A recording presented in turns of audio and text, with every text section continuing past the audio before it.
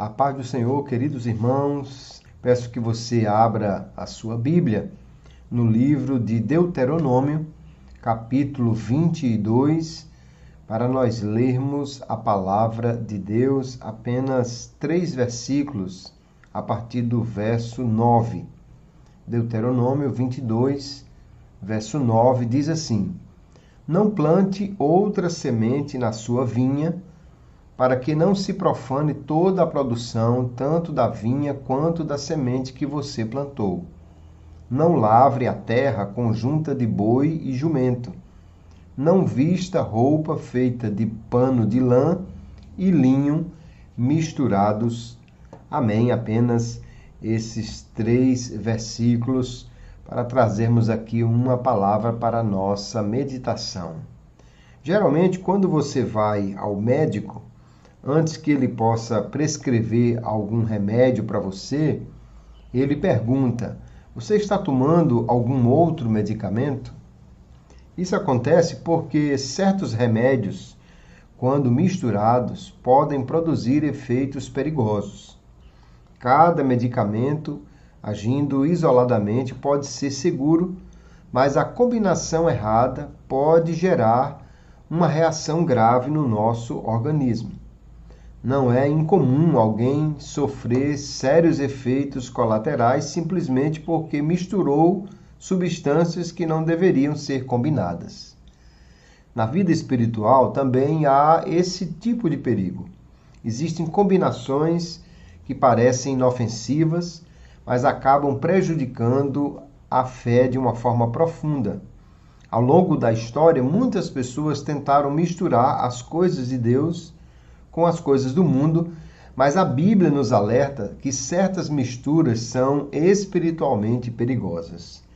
Aqui em Deuteronômio 22, nós encontramos 3 leis curiosas que tratam exatamente disso. A lei de Moisés tinha também um aspecto didático para o viver do povo de Deus. E aqui Deus proibiu 3 misturas: sementes diferentes na mesma plantação, animais diferentes no mesmo jugo, tecidos diferentes na mesma roupa. Essas leis comunicam um princípio espiritual. O povo de Deus é chamado para viver uma fé íntegra, sem mistura. Vamos ver então essas 3 áreas onde Deus proíbe misturas perigosas. Primeiro, Deus proíbe misturas que corrompem a vida espiritual. O texto diz: não semearás a tua vinha com sementes diversas. Porque a lei proibia plantar sementes diferentes no mesmo campo. Há aqui uma palavra usada para sementes de espécies diferentes. No mundo agrícola antigo, isso podia trazer problemas como uma confusão na colheita. Sementes diferentes têm crescimentos diferentes, trazem frutos diferentes. Uma semente poderia roubar os nutrientes da outra, o que geraria uma perda de qualidade na produção, uma desordem no cultivo, porque uma coisa deveria ser colhida primeiro do que a outra. E aqui então o princípio que Deus está mostrando por meio dessa função didática da lei é que Deus tem distinções claras na criação. Desde que Deus criou o mundo em Gênesis 1, Deus separou luz de trevas. Deus separou céu e terra. Deus criou as espécies segundo cada uma a sua própria classe. Quando o homem começa a confundir e misturar aquilo que Deus separou, há uma confusão. E aqui nós vemos que quando aplicamos essa realidade à vida espiritual, nós vemos que também a fé pode ser corrompida por misturas perigosas. Alguém quer misturar o evangelho com ideologias humanas, misturar a espiritualidade cristã com práticas incompatíveis. E o que nós aprendemos com essa simples ordem na lei é que se nós misturarmos coisas que vão trazer um fruto diferente, isso causará confusão, perturbação e contaminação. O Evangelho não pode ser misturado. A vida cristã deve ser vivida conforme as Escrituras. Aquilo que nós semeamos no nosso coração trará um determinado fruto, mas o fruto do Evangelho é diferente do fruto das ideologias humanas. Alguém quer ser crente, mas andar também segundo Karl Marx, segundo Mao Tse-tung, segundo outro pensador qualquer. E aqui a ideia que o texto nos traz é cuidado com as coisas que produzem frutos diferentes. A verdade de Deus não pode ser misturada com ideias contrárias às Escrituras.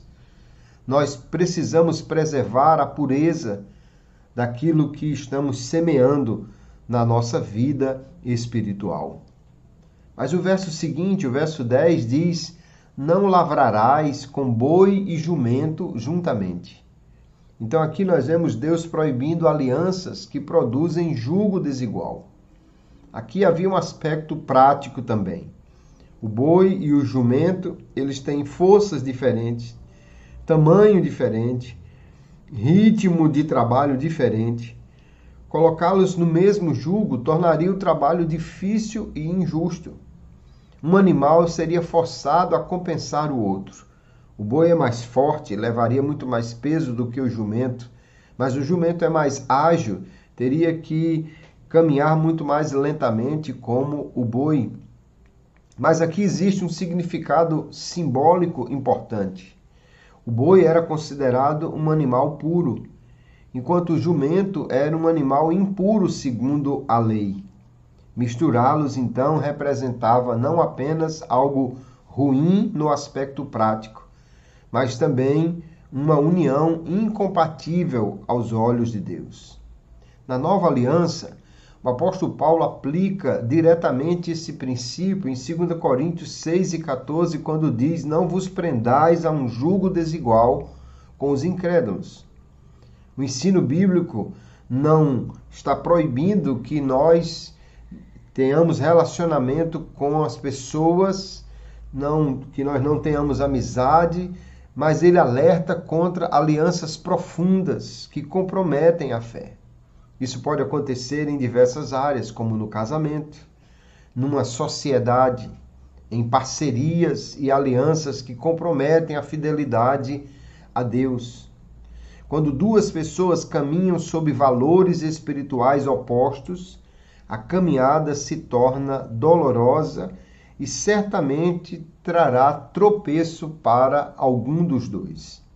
Muitos sofrimentos espirituais, inclusive, surgem porque pessoas ignoraram esse princípio. A vida cristã exige parcerias espiritualmente saudáveis. Se você está pensando em casar com outra pessoa, esta é uma aliança profunda. Se você está pensando em abrir uma empresa junto com outra pessoa, essa é uma aliança também que traz muitas implicações. Veja se esta outra pessoa caminha sob os mesmos princípios, porque do contrário, esta proibição é exatamente um alerta para que não estejamos debaixo de jugo com pessoas diferentes. E ainda no verso 11, Deus proíbe identidades espirituais misturadas. Porque o texto diz: não vestirás roupa de tecidos misturados, de lã e linho juntamente. Aqui nós vemos que no Antigo Testamento, essa mistura de linho era especialmente usada nas vestes sacerdotais. E quando alguém vestia esta roupa, indicava que ele era alguém diferente do povo comum e tinha então uma identidade ligada ao serviço a Deus. Aqui nós vemos que a lei, de uma maneira didática, ensina que o povo de Deus não deve viver com identidades misturadas. Na vida cristã, muitas pessoas tentam combinar a devoção a Deus com o amor ao mundo, a santidade com práticas pecaminosas, a fé cristã com valores espirituais distintos? Como eu posso misturar a fé que sustenta a vida criada por Deus com a fé que sustenta uma vida que surge espontaneamente? Como eu posso misturar o evangelho em que Cristo é o Salvador com outro evangelho em que eu preciso merecer a salvação por causa de caridade? Então veja que a Bíblia Sagrada nos mostra que a vida cristã exige coerência. Jesus disse em Mateus 6:24, ninguém pode servir a dois senhores. A fé cristã não permite essa identidade dividida. Ou Cristo é o Senhor de toda a vida, ou ele não é Senhor coisa alguma. E aí nós vemos que nós estamos diante de um texto bastante simples, 3 leis que não são aplicadas literalmente hoje. Nós vestimos roupas de algodão misturado com outra coisa. Nós não nos preocupamos exatamente com os animais e as sementes, porque a maioria de nós não cria gado e nem tem terra para plantar. Mas o princípio espiritual, o princípio didático da lei permanece aqui aplicável a nós hoje. A Bíblia enfatiza que o povo de Deus deve viver em fidelidade exclusiva a Ele, em separação do pecado, em pureza espiritual. O apóstolo Pedro escreve na sua primeira epístola, capítulo 1, verso 16, sede santos, porque eu sou santo. E a santidade não significa isolamento do mundo, mas uma distinção espiritual dentro do mundo. A igreja vive no mundo, mas não deve absorver os valores do mundo que contradizem a vontade de Deus revelada na sua palavra. Nós podemos então entender a grande ideia deste texto é que Deus exige pureza e condena misturas que possam trazer uma confusão ou trazer principalmente uma perturbação na ordem e nos valores que ele nos ensina. Israel muitas vezes misturou a fé com idolatria, com injustiça, com desobediência. Mas nós aprendemos que a fé verdadeira precisa ser pura, sem qualquer mistura de pecado. E isso só é possível porque na cruz Cristo morreu para purificar para si um povo seu especial. Tito, capítulo 2, o verso 14, nos lembra que ele se entregou para purificar um povo para si. Um povo que vive agora diferente do mundo, um povo agora que caminha diferente do mundo, um povo que tem valores diferentes do mundo. A obra de Cristo não apenas perdoa o pecado, mas transforma a identidade do povo de Deus para que possamos viver de uma maneira diferente da maneira como vive o mundo. A grande pergunta para nós, então, diante desse texto é: a nossa vida está misturada ou está consagrada a Deus? Estamos vivendo da mesma maneira ou parcialmente vivendo como o mundo vive? Ou estamos buscando viver de maneira a honrar a Deus, cumprindo a sua palavra?